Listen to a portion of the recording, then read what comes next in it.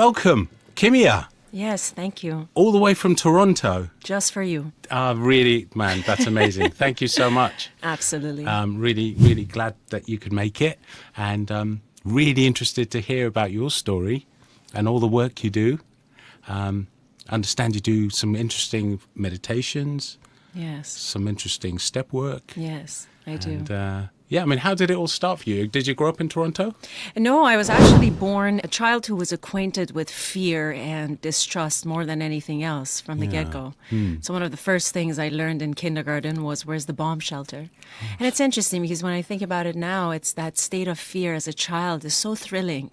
It's so interesting. Yeah. You turn it into a game, right? Well, I suppose you do. Yeah, right? And then you turn into an adult who deals with fear very differently, especially in the disease, right?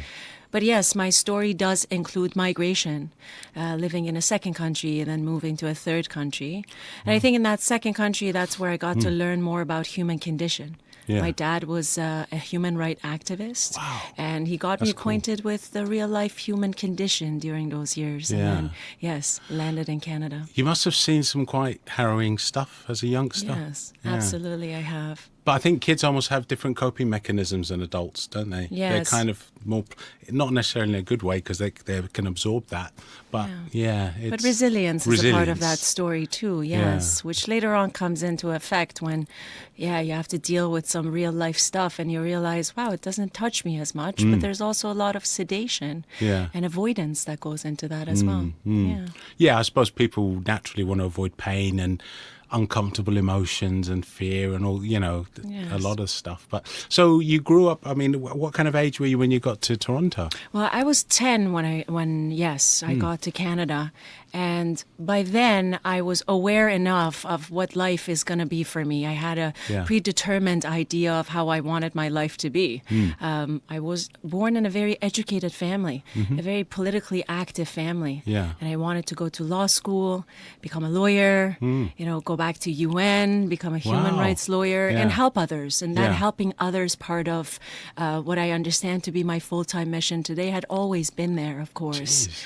Well, things did take a different turn. I did go into law, but I also went into politics. I've worked in politics for 20 years. Wow. And which also comes with a life of outside looking very proper, outside looking very well, and always well presented, well spoken, very driven, the overachiever that does really well, climbs the ladder very easily, but not without challenges, of course, but also dies very silently inside and hides a lot of things. Doesn't speak very openly about things either. I suppose you learn as a politician to,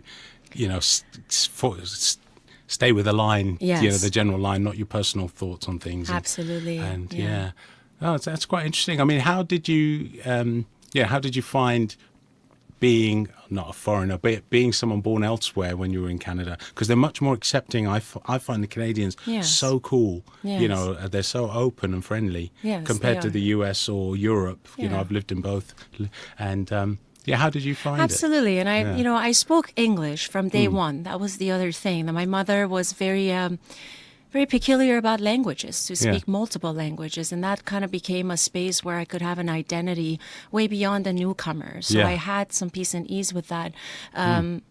And growing up, I think that just opened doors to having known that I have seen this world outside of what my peers may have seen. Yeah. And kids my age were definitely in a certain innocence that I wasn't. Yeah. And in that innocence, often kids are actually safeguarded from knowing the real human condition.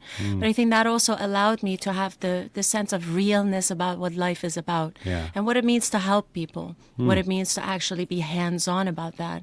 And of course, I would be hit with the disease of, the spirit. And again, I was born in a family that still is agnostic and atheist. Yeah. And so we didn't speak God. We come from a country that is super repressed and under this emblem of God, a lot of torture and inhumane things occur. So today, having made my amends with this word God is also a big thing. And in my family, I'm the only person who speaks God. Wow. I don't lead with the chin, but when I speak God, almost everybody goes to their own rooms. But when there's chaos and there's fear and there's distrust and there's madness, my father is the first one to come up to me and say, hey, do you think you can put in a good word with your God and ask about this? And I'm the one to be like, hey, Dad, you have access to the same source, right? So it's an interesting dynamic. My family gets to see how hard I work and how hard I have worked to be where I am. So they trust that that's working. Well, they can see it, right? Because you're obviously going around helping people, going abroad, coming to the UK, talking. So that's interesting. So it's kind of almost put you on a good journey. Oh, well, I haven't heard how dark it got yet, but the result of it is you're in where you always wanted to be, which is in a position where you could help. Absolutely. People. And I remember a moment when I was 5, and this memory has returned to me. This is not a memory that was always with me, but a memory where I would ask, like, who is Kimia? They ask, they call me Kimia, but I have no idea who she is. And then there was this voice that knew who I am and reminded me. It said, you know who you are and why you're here. And today I know that voice was not just a figment of my imagination. That voice is very much so the God conscious that I recognize to be the guiding path. You know who you are and you know why you're here. And today I get to see why I had to also go through that political career and living the way I did, like those extremely long hours where you literally sell your soul to the devil and you kind of, sign off any regular hours. Personal life. Absolutely. And you're not supposed to. I was the perfect person for that. Someone who's single, doesn't have children, is not married, can really be dedicated to that life. But I can see why it had to be that way. So today I get to, be part of a much bigger network. And that's the Big Book Sponsorship Network, something that we call Spiritual Gangsters on WhatsApp. Love that. Something that I co-founded with another fellow and a couple of other fellows when we came online, and we have 6,000 plus people from around the world on our network, and we sponsor Spiritual Gangsters. Love that. Yes. And so, Kimmy, did you find your spirituality through the program, or were you spiritual? Did you find that kind of earlier? I think spirituality had always been with me, regardless of how it was neglected through the years of my upbringing and the conditions that I was brought up in. But things like meditation, yoga, mindfulness, that had always been a part of my practices in life. And I think if it wasn't for that, I would have never survived the political life to begin with. That was also a centering part of my life. But I'll be very grateful to know that did not save me from the darkness that would befall me in this disease. That was not that's not what came through for me, even though I think that was still God doing for me and through me what I couldn't do for myself. Wow. So it just goes to show, I mean, as you were saying, you can have a really great job, you can be in the public eye, you can be a politician, but inside you can have an empty hole. If you don't have that flame of, positivity, well-being, self-awareness, it can be quite... Absolutely, and that's what we call a log. There's a book that we work out of. It's called the Big Book Sponsorship Workbook here. And that's it. Oh, wow. And we have a log and loser list in this workbook. And this book is the undiluted message of the Big Book, but just put in a comprehensive way of being able to pass it on for the purpose of sponsorship in 30 pages. This is done by Cameron F., a beautiful personality in my life, but also in CA. And in the log and loser list, that those things that you just mentioned, positivity, mindfulness, all of that could be part of a log list that I hold on to in order to survive. But really, it doesn't save me. The log slips and I drown again. And I understand that those same things that are on that log and loser list in conjunction with God and program and sponsorship, that could be a comprehensive network of recovery, but without it, and that was the missing element. The missing element of a faith in a higher power. I don't have to call it God. It could be forgiveness, it could be love, it could be understanding, it could be tolerance, but without that, it's just another thing I would stick in that empty hole that you talk about, which is really the God hole. And it needs to be filled with the properly appointed authority, which is God. So I do see that as something that has been with me, but it didn't save me, especially when things got really dark. So how when things got really dark and you're saying it didn't save you, is that because you didn't ask for help from him? because or from it, sorry, or Yes. whatever you choose God Yes. to be, whoever's watching. Yes. Or that I 'Cause merely it feels didn't like know it's that I always- need to be helped. You know, the Yeah. ego gets really loud where I believe I am in charge. I don't believe I have to quit playing God because I am it. Yeah. There is no other entity in power. nothing but higher than me. Yeah. Exactly. Yeah. I am the Yeah. knower of all, you know, Yeah. the overachiever, the over-understander, the over-lover, who also falls prey to depression and misery very quickly once those things, you know, are put away and the act doesn't really quite go the way it's supposed to. Yeah, you the know? way we want it to. Exactly. Yeah. Acceptance. I know there's so many things, because I take it your CA is your fellowship, Yes. yeah. And there's so many things you hear, you know, about acceptance is the key or is the answer. And it's none of it is hocus pocus. It's so true. Because I mean, I'm a Buddhist, and there's a lot of correlations between Buddhism and the rooms and stuff. Yes. You know, in Buddhism, we have the three jewels, the Buddha, the Sangha, and the Dharma. And in recovery, there's the Sangha, which is the group, is kind of the people and your fellows in the fellowship. You know, the Dharma is the book, Yes. you know, and there's a lot of, you know. Yeah, commonalities. And, Yeah. you know, CA was the fellowship that I came into, and I sat in the rooms of CA very quietly for 6 months because I needed to hear the sound of my own disease. And the sound of my disease was telling me I don't belong. I don't need this. Look Yeah. at the people that are around you. These Yeah. are not the people you sit They're with. not the same as me. They're Yeah. not the same as me. Yeah. And look at how everybody is looking at you. Again, that ego, the self-centeredness, trying to bring it back to me when in fact Yeah. it was never about me. Right? But so to get quiet was also part of, I think, how God would have me go through the journey, that To I would listen. hear, to listen, but Yeah. also hear the loudness of my disease. Wow. I would soon go into Slaw and Al-Anon as well. Yeah. And this is part of what we do out here with Big Book sponsorship, is that it applies to everyone, Yeah. regardless of your addiction or affliction. Yeah. It's a spiritual malady that requires a spiritual solution. And in that, you could identify however you wish to. Identification is absolutely important, but we also all qualify for that spiritual solution. The Definitely. moment we're Yeah. ready to say, me too, I need the solution. And I think that was the crux of it for me, to see that I have become so desperate that I need to ask for help. Yeah. And it took one person to get into my face and ask me, what the hell is wrong with you then? Yeah. For me to have that moment of, whoa, maybe there is something wrong with me. You know, maybe I should tell the truth. And I said, I have no idea what's wrong with me. Help me. And to come to that point actually took all the journey that I had to go through for that desperation of a dying person to present itself. Did it get quite bad? Yes, it did. Yeah. And I think in that, how it got worse and worse over time was this idea that I'm here to save others. To not Right. see that, you know, I'm here to actually seek a solution for me. I would be Yeah. very quick to want to, you know, save the heroin addict, Yeah. save the family, save the dying friend, as opposed to seeing that, no, You need to save yourself I first. am the person, Yeah. yes. Put that Wow. mask on yourself first before you can really Yeah. get to others. And that's the disease of, I mean, want to call it codependency, want to call it sex and love addiction. That's the disease of selfishness and self-centeredness. And sometimes it shows itself in martyrdom. Yeah. In murdering, Wow. you know, and not Yeah. understanding that I'm actually enabling somebody else's death. And when I first came in, there's a workshop that we do, 12 Steps in 4 Hours, which is ran by Cameron F. Yeah. And he started that back in 2007. And we're now online as Wow. of 2020. 2007, Yes. geez. Yes, and he's been doing Yeah. it for 18 years with a lot of people from around the world that now join it. It happens on the last Sunday of the month. And I remember when I first came into that workshop, I was there for a quick recovery that I would see as a McDonald's drive-through type of a Like a recovery. quick fix. Exactly. Like put a I heard there's Band-Aid 12 on. steps in Yeah, 4 hours. Get in yeah. there. You'll get this. Go out there, apply it to yourself, to other people, and you'll be able to save the world. And I didn't know that I was supposed to be saved so I could help the world. Yeah. It wasn't even to save other people. I never think that I'm here to save others.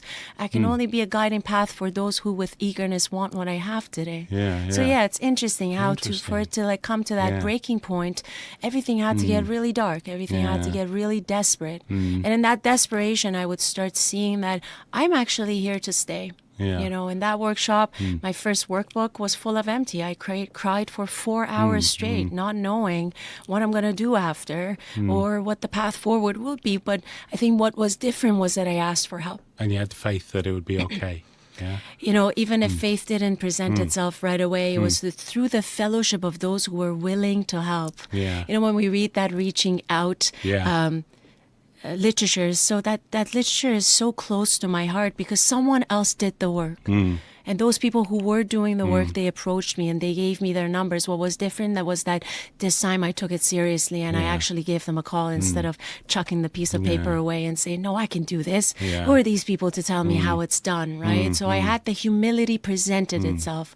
I do not believe that was self-propelled. That must have been through a power that is greater than me. That recognize that this is a lifeline. Take it. Absolutely. Yeah. Absolutely. It's interesting, isn't it? Because I think a lot of people are put off maybe when they go to a meeting or first meeting, you know, they're kind of in living addiction. And, you know, in there, as you said, the ego is like, oh, I don't really, these people, like, you know, don't know how bad it is for me or whatever. And, you know, they hear the God thing and maybe they haven't had a good experience with God, like, you know, in the past. And their obstacles almost like their addiction puts up, going, well, of course they're not like you, and they're going to want you to go to church every week, and all this BS that.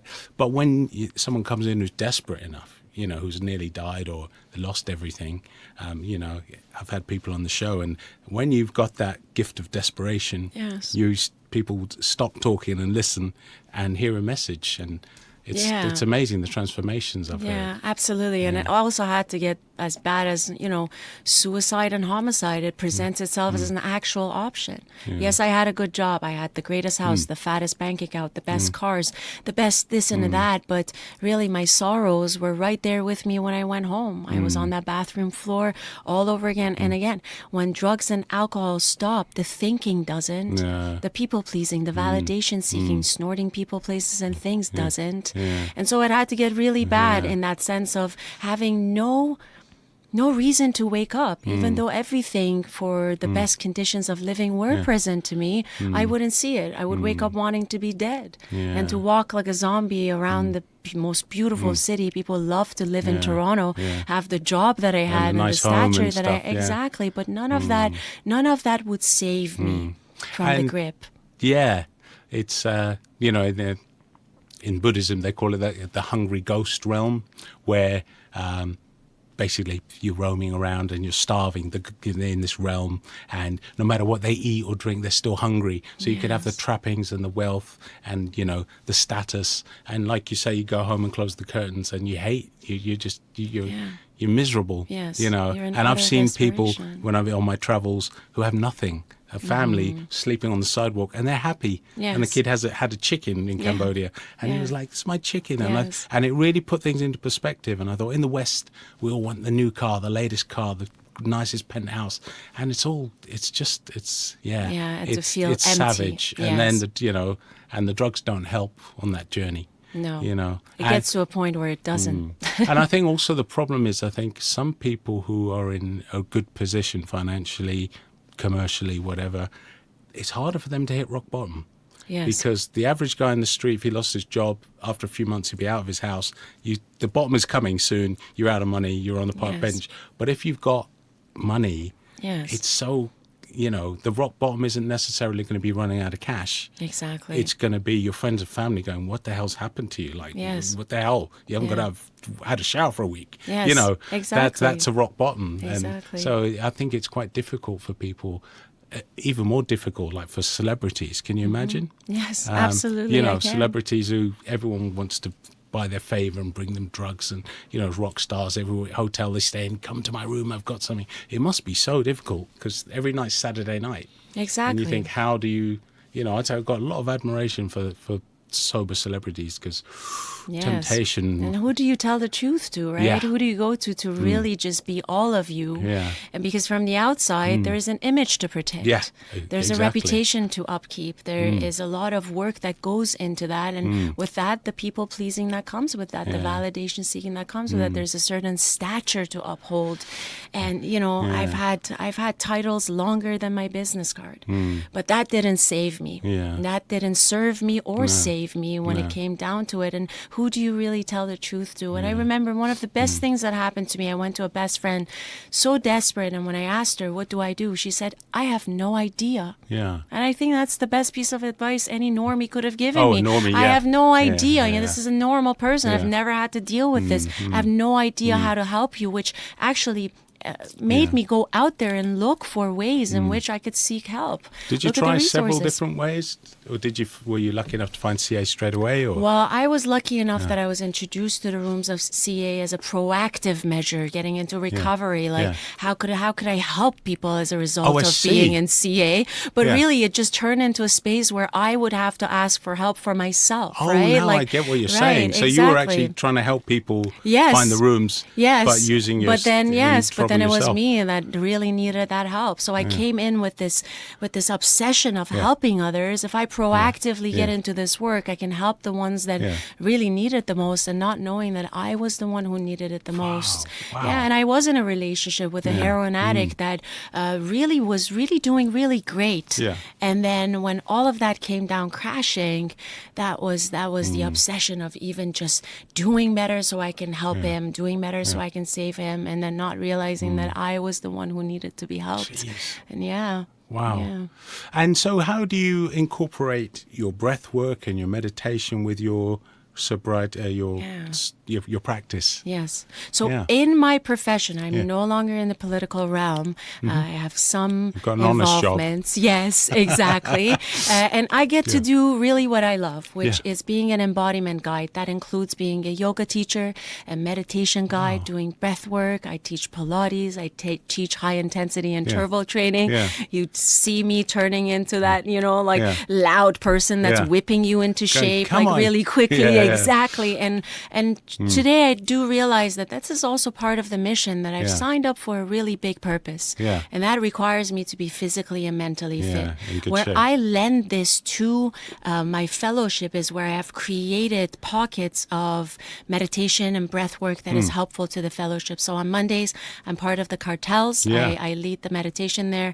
As of 2023, I was asked by Purdy to lend my voice. And this voice, I do believe it is mine to give to others. Yes. And so really, is it really mine? The voice is for the others and to help. And so selfless. That's really selfless. It has to be, right? Yeah. Because one day if I don't have this voice, I better continue to do other ways, to live in other ways of dedication to others. And maybe it's going to be without my voice. Maybe it's going to be without my eyesight. But that life will continue. Yeah. So that's something that I do on Mondays. I also, before the Cartels, I had a meditation Monday space. It is a donation-based space, but it's open to everybody. The purpose is supposed to open meditation, access to embodiment, to those who wouldn't have access to it. Is this online? Yes, it is all online. How does that work? Well, I suppose they're watching you and participating at home. Yes, exactly. Oh, wow. It is a Zoom meeting, of course, with the Cartels. It's now one of the most attended meetings.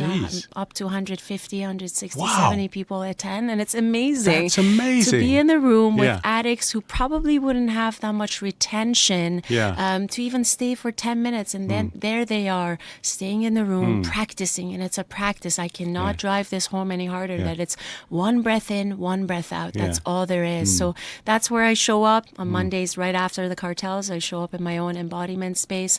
Also with Spiritual Gangsters on Wednesdays, I lead the space because we have daily meditation.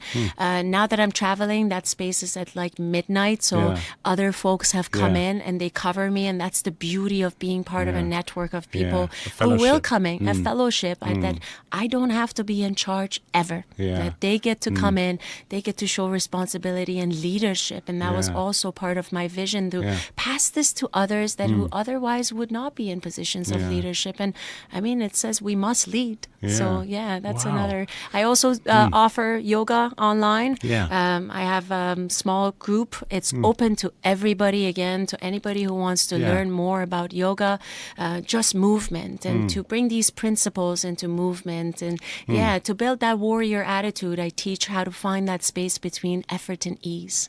How a warrior knows how to charge, and how a warrior knows how to retreat, and somewhere in between life happens. And do you make a living from that now? well? Yes, that is my full-time job, Yeah. of course, where I am in that as my profession. That's where the making the living comes from. But the part where I offer this to fellowship is absolutely free, or if it's donation-based, it's based on anyone's pocketbook if they can afford to. And if not, it's always open. Even if it is a paid service in my capacity as a professional, I always have a clause that if accessibility is troublesome, if there are any challenges with affordability, send me a message, you know, because that's really, because I do believe in that. I do believe access to these programs and well-being should not be a privilege. Shouldn't be financially dependent. Yes, absolutely. Just like the recovery meetings.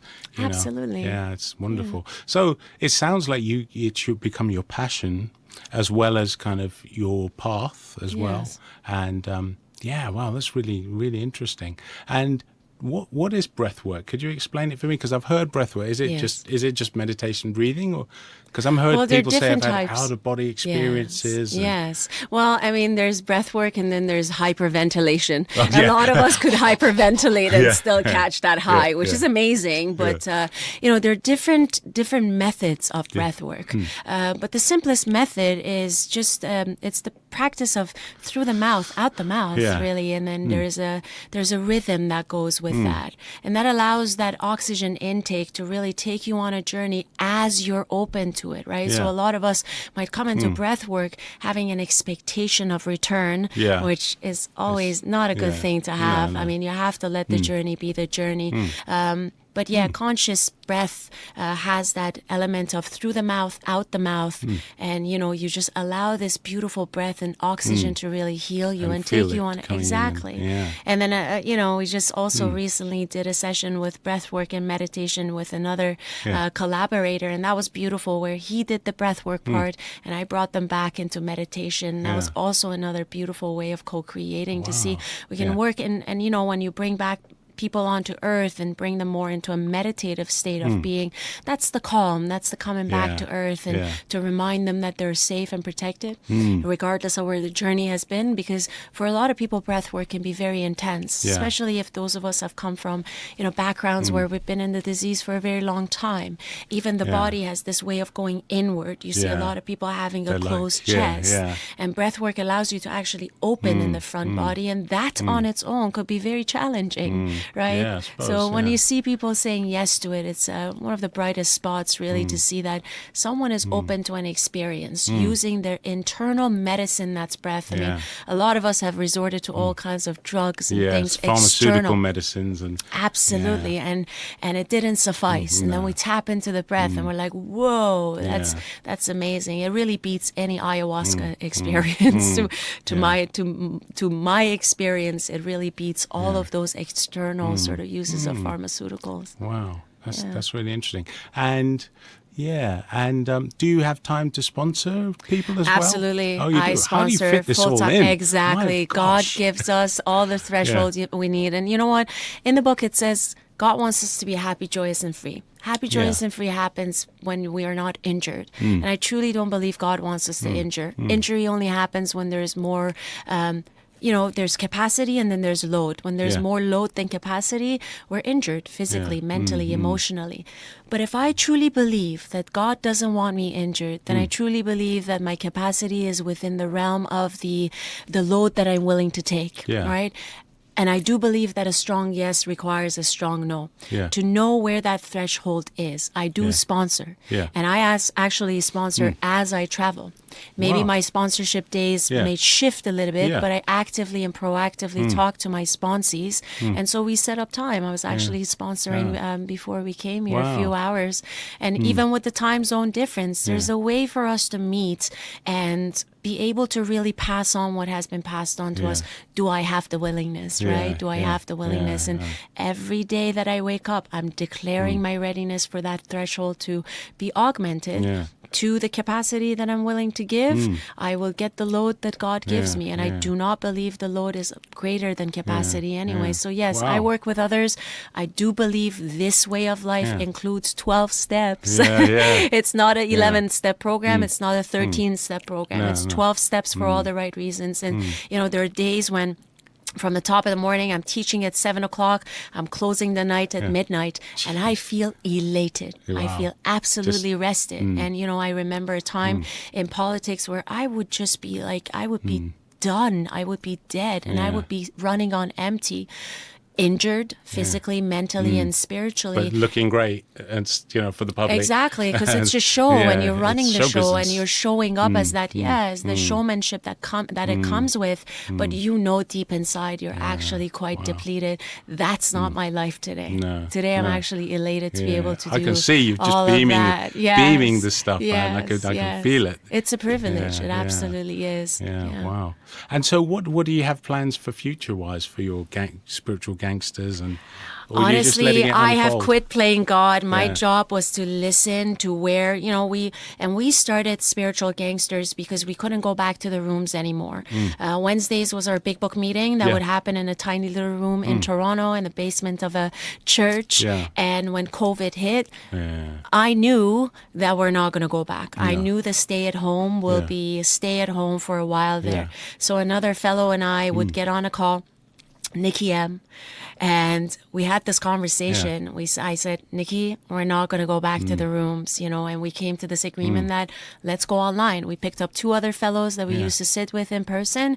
And the 4 of us came online, got the tech going, got the message going. And we just started sponsoring. We are a solution-based network today, but we started from 1 meeting, and now we have multiple meetings a day. We have just about 16 meetings, 17 meetings, regular meditation. And, you know, with or without me present in those rooms, the fellowship tells the truth and does the work. Because we're a sponsorship network. Anyone that comes in, and anyone who came in and saw the meetings, how it's they're actually operating, they said, hey, I want what you have. I want to start a meeting just like that. And so they would start a meeting. And with or without those people who have incepted the meetings are still there.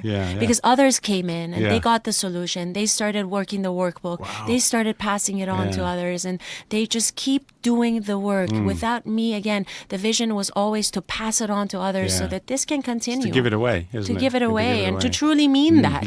Not give it away and just be in the background. And I could see Still that. Controlling it. It's still controlling it. And, you know, there needs to be guidance and leadership. And I think that's important. I've given a really beautiful infrastructure to the way the meetings are ran, but also the behind the scenes, where every group has a behind the scenes WhatsApp group where where the service crew can come together and communicate with each other, be responsible, and create these jobs. You know, I used to work for the ministry that would hand out jobs.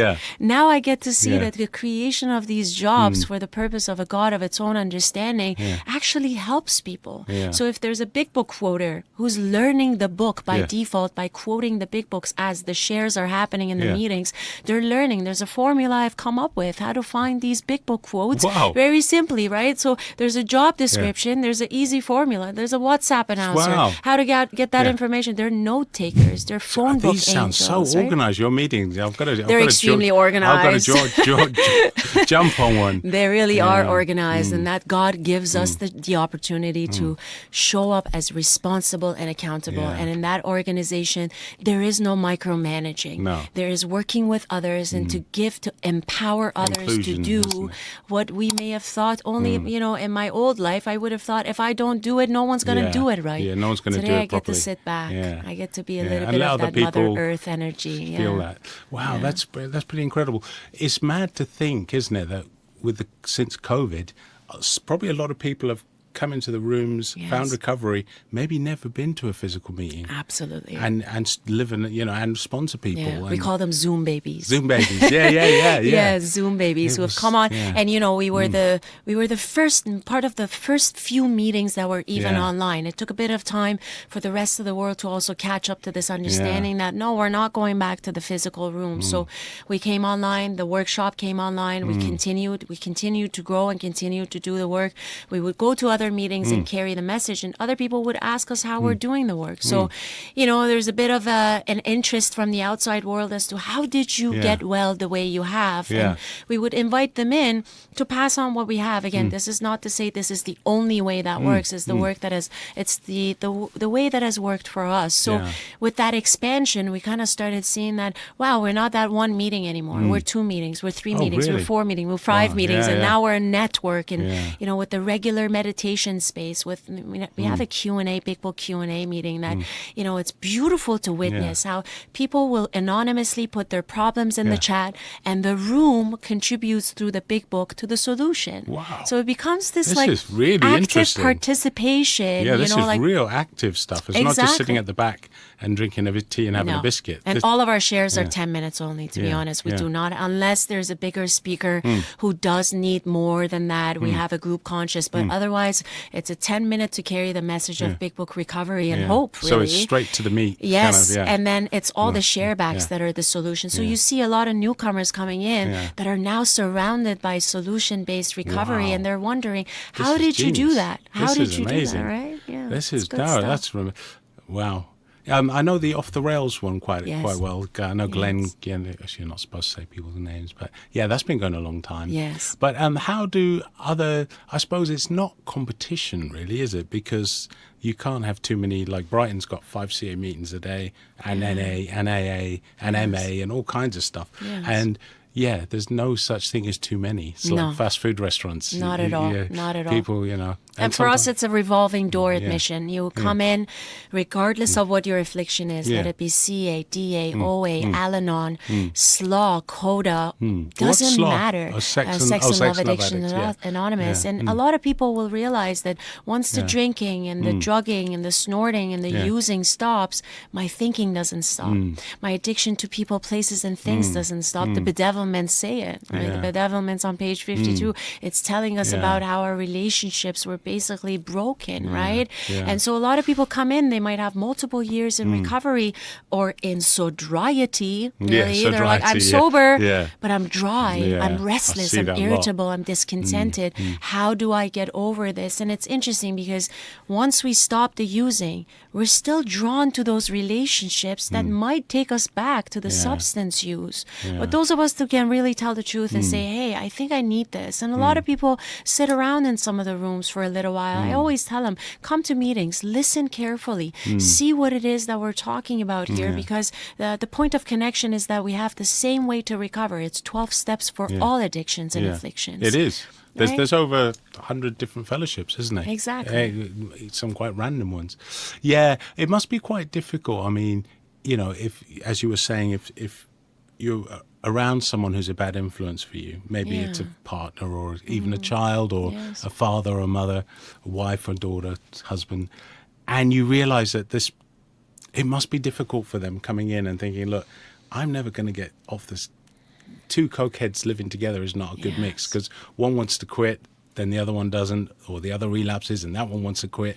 And, you know, and I've heard that story. It must be tough when they think, well, I'm actually going to have to end my relationship with my best friend to stop using. You know, these are tough choices, but it's about saving yourself, isn't it? Yes. And also seeing that it's really not about ourselves. At the end of the day, we have a purpose of carrying this message to others. You know, your dark past or your current dark present is the greatest possession, because it helps somebody else.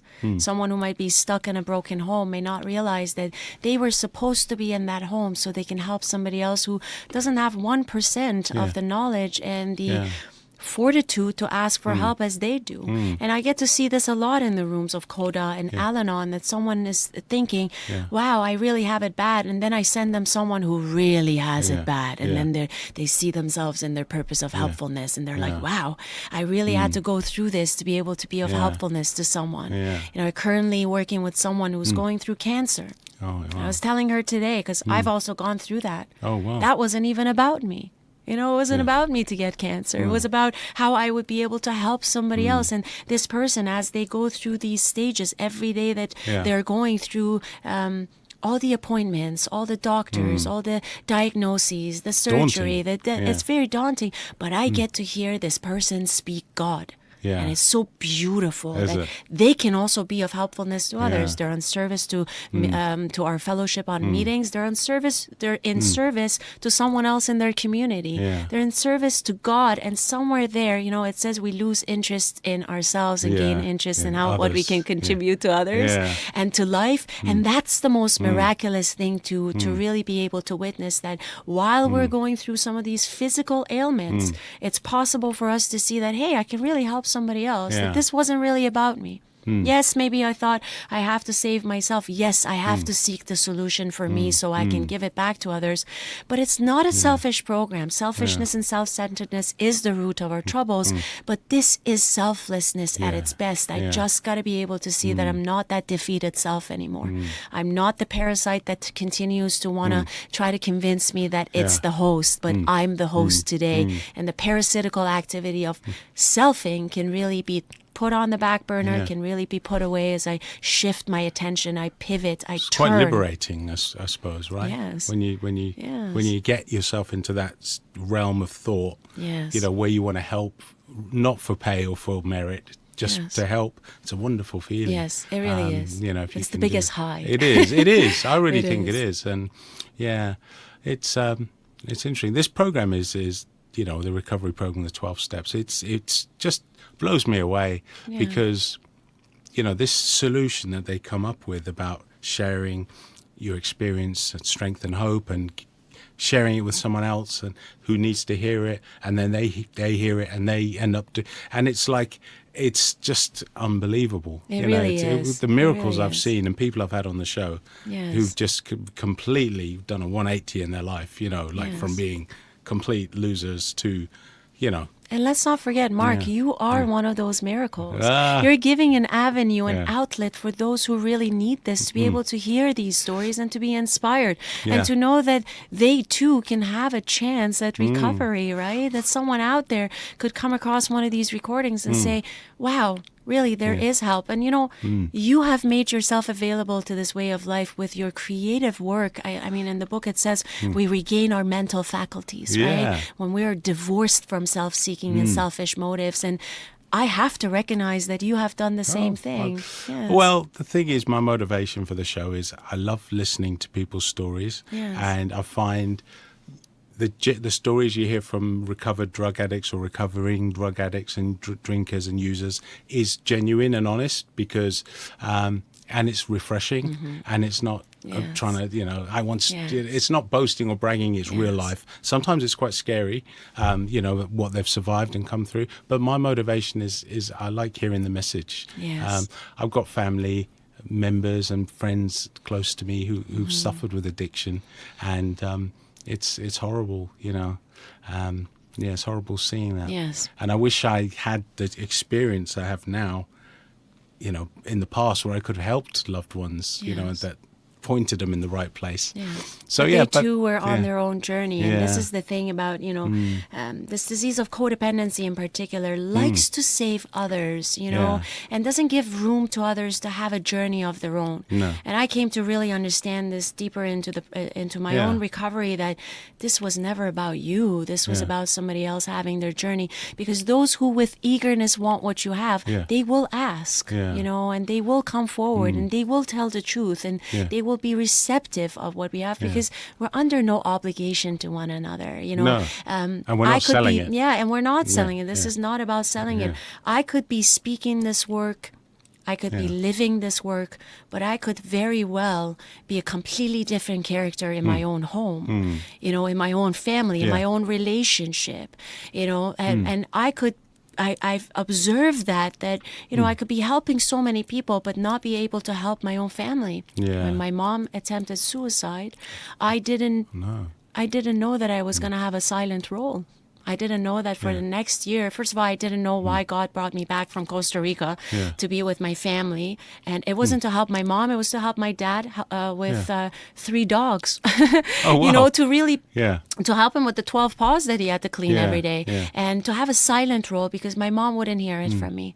We now have a much better relationship. She's a beautiful human being. She has demonstrated such courage throughout life. She is the one who literally smuggled us out of a country because she was going to be back. Her husband was already on a run because they were both going to be imprisoned and killed. So this woman has shown a lot of strength through life, but she also came to the peak of her, powerlessness and weakness that she decided that I'm going to opt out of this life. But today she's been returned to life, and she has a purpose of helpfulness. And that was the time when my liar in my head would get really loud to say, Kimia, outside of here, you are Kimia, and you're helping so many people. You have a network of recovery. You're this and that. Charity or whatever. But look at this. You cannot help your own mother. And this is to my fellows who hear that liar in their head saying you can't help the family. Perhaps the family needs not to be helped by you. Perhaps the family needs to be helped by a much bigger power, even if they don't believe in that power. That power has always been there. My mother wouldn't be receptive to my words or my suggestions and where she could seek help, but she was receptive to my father being kind to her, being gentle towards her, a gentleness that I didn't have, that I spoke the recovery and the language very firmly, in a very stern way, and she thought I wanted to put her in some sanitarium, and she wouldn't receive it that way. Today all of that has changed because I heard God saying, step back, this is not yours, stop trying to save, stop trying to mitigate what you think is your problem, and let her have a journey, because that also enables the death of our loved ones more than we might think. Really? Yes. Wow. Yes.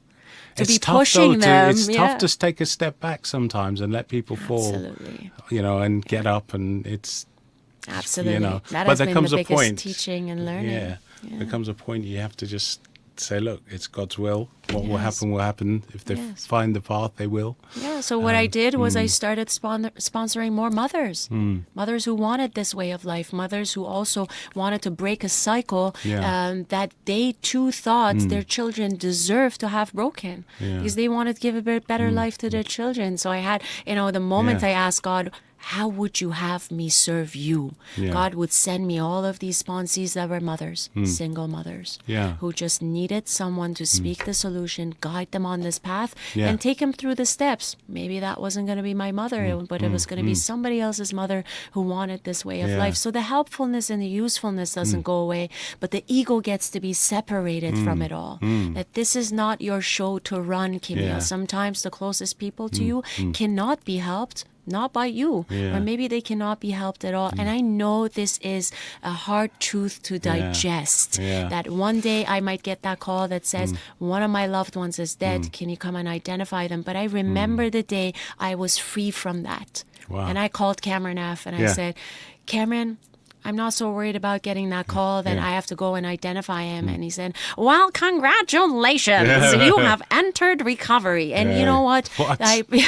You have entered the world of the spirit. And I never thought that would be the way to greet someone into recovery, that, hey, you're free from the obsession of saving someone, when in fact you have to mind your own business and help the ones who with eagerness want what you have. I think you hit the nail on the head with eagerness, isn't it? They have to come wanting help. Because just having an interest in, I need to stop drinking, or I need to stop having dangerous affairs, or whatever it is, whatever the addiction is, you've got to be like the sinking the log.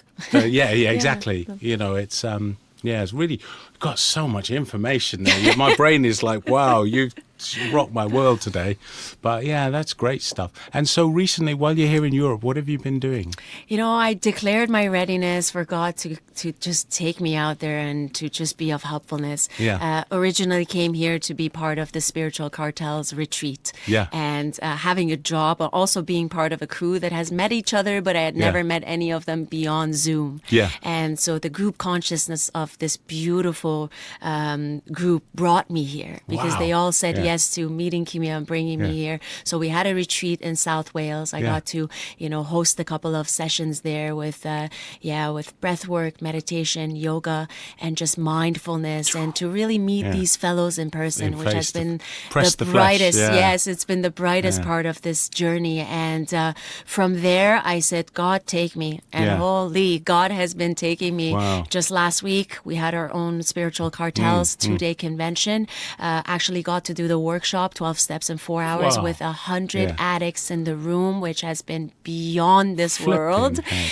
Yes, I mean, talk about demonstrations of God's existence. That was really beautiful to see that, 100 people would be there to do this work. 100 people who Yeah. have probably, some of them had gone through the work, some of them had never gone through the steps at all. Yeah. And to sit there diligently, that's the eagerness I got to Yeah. really see. To host meditations, to be at the actually at the treatment center in CM on that Friday before the Saturday and Sunday, and to have a moment of quiet with all of these fellows that Yeah. probably wouldn't be able to have just a moment of solace.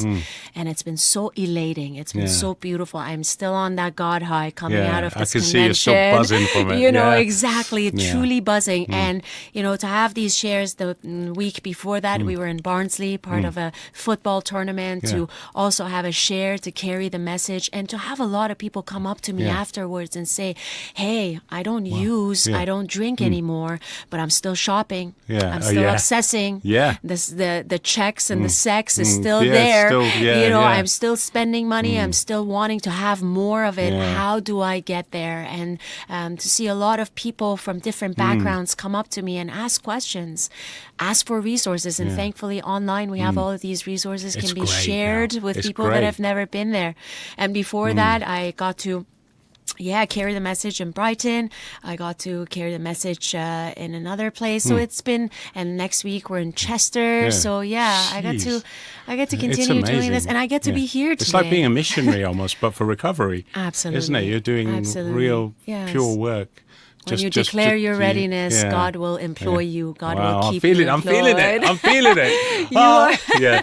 No, that's Yes. amazing, Kimmy. And I've the spiritual cartel. I mean, I've heard so much about it. Obviously, Yes. we've had Purdy on the show, Yes. and I've seen the posts, and I see big groups of people really just having a completely natural spiritual experience. Yes. And and it sounds like have you in your spiritual gangsters, yes. do you have conventions as well? We haven't Yeah. had any in-person conventions yet. There have been groups who have had their own retreats, because there are a Yeah. lot of fellows, and this is an international fellowship. Yeah. You have people from South Africa, you have Wow. people in Zimbabwe, Pakistan, you have people from around the world where internet is also not that accessible, which is Right. pretty interesting. that's- But maybe Jeez. one day God will also give us an opportunity to have an in-person convention Yeah. and bring in as many people as possible. Until then, we do congregate on a daily basis Yeah. online, and I get to really be in awe of how beautifully 5 years later it's still been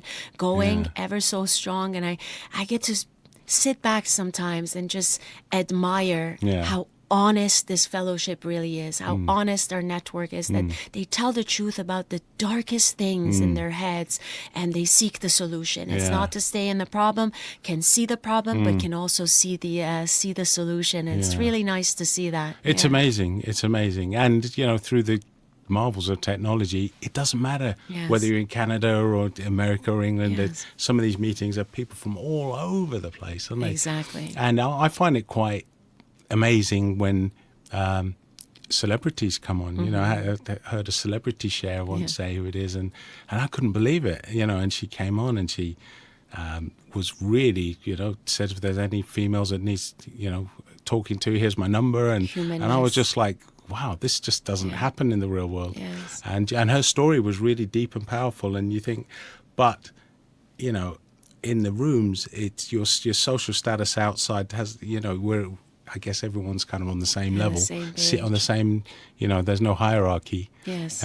Just like in addiction, Yes. there's no such thing. There is a story in Yeah. the big book which is about this African-American woman who's talking about a time when there were only 5 other African-Americans, maybe even in the town, the city that she was in. Yeah. And she says this beautiful line that, in the rooms, we're all the same. And these white people are not going to eat you. I'm writing from Yeah. a convention, Yeah. and they haven't eaten yet. And it's Well, our humanness, it's our yeah. sameness that becomes Yeah. our saneness, quite honestly. yeah. And being a woman of ethnic background, I can really identify with that. In the rooms, we are the same. It Yeah, really doesn't yeah. matter what color, what creed, what denomination, what background you're Yeah. coming from.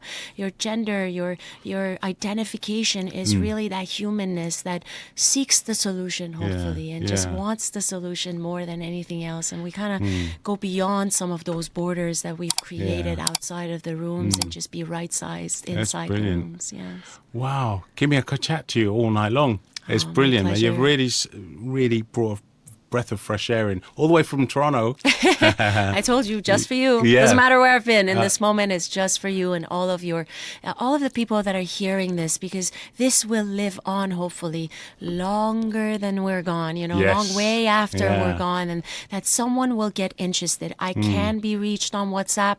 My number is out there. If you look me up on, bigbookssponsorship.org, 12steps4hours.org, you will find my number. And that's another avenue, I'll tell you, that I get these random messages from people around the world that says, I don't know who you are, but I need help. Oh, wow. And, because my number is out there. Yeah. And, I know I'm safe and protected.